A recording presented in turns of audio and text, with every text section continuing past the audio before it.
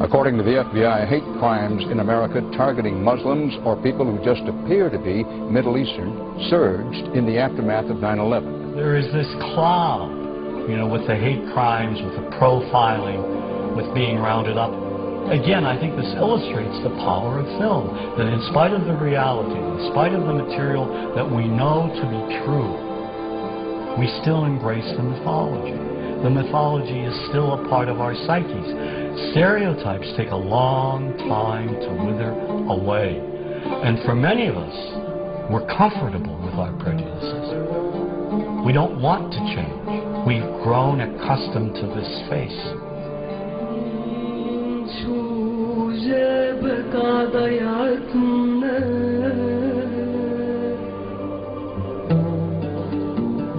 When we think of Arabs, what do we see? What images come to mind? Do we see actual people? People who, despite real cultural or geographical differences, do pretty much the same things that we do. When we think of Arab women, what images come to mind? Do we see women who laugh and play and who adore their children? Women who work in the home as well as outside? Would it come as a surprise to know that in many Arab countries, a majority of college students are actually women? What's our immediate image of Arab men? Do we see loving fathers? Men who want to provide for their families? What about Arab teenagers? Do we see them the way you would think about teenagers in other parts of the world? Then there's religion in the Arab world. Do we see it as all-encompassing, dominating everything else?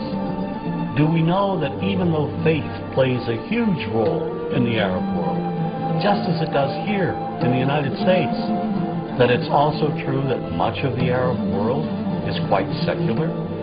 When we think of Arabs and religion, does Christianity come to mind? Do we remember that there are over 20 million Christians in the region who have lived side by side in harmony with Muslims for centuries? To their credit, some filmmakers have shown Arabs and American Arabs in all their complexities.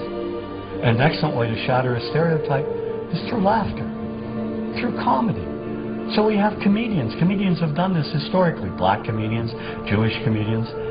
So we see Arab comedians doing this, and this is one way to release the tension. Things on a credit card. True story. Guy behind the counter picked up my credit card, sees the Olive card, looks at me all weird. He's like, "Hey, buddy, what kind of name is that?"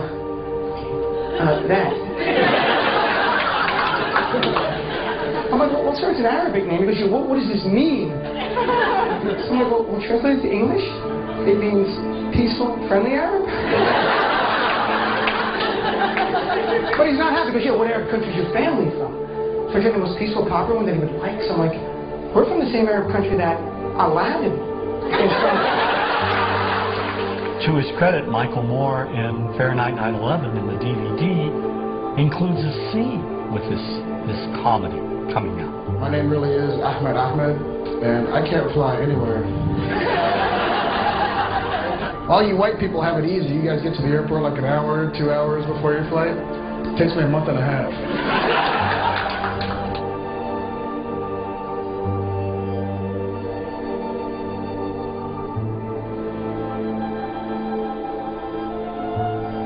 Nous vivons dans un monde qu'on peut critiquer, qui est le monde de la dérision.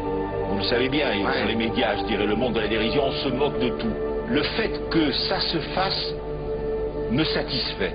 Parce que ça veut dire que nous avons, qu'on est libre, peu à peu... Il faut qu'on soit beaucoup plus sage que ça, qu'on rentre pas dans ces provocations. Et c'est pour ça que... C'est l'autocensure, ça, Jamel. Tu comprends ce que je veux dire? Si on commence à pas faire de dessin pour pas choquer les musulmans... Non, si on fait...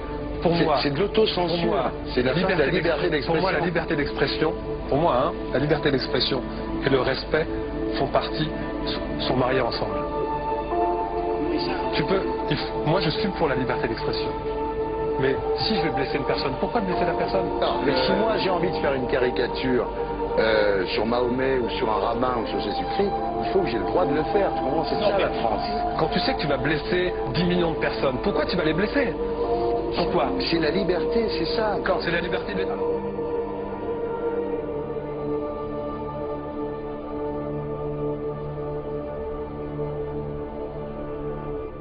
Non, mais vous ne pensez pas que c'était à vous de vous excuser, non? En disant le sketch n'était pas très drôle, je suis désolé si j'ai blessé des gens, voilà, excusez-moi, voilà, c'est une connerie, C'est mon travail.